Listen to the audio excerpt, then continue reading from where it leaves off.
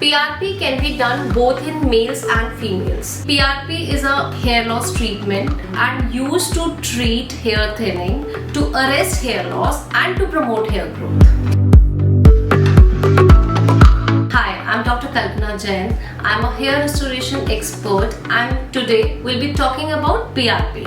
Hair loss is because of either two reasons, whether you have a genetic history or whether it is due to hormones. PRP is something which is really a natural way where we use your own blood platelet-rich plasma. It is something which is non-surgical treatment. It is not age-specific and FDA approved. We have to examine your scalp.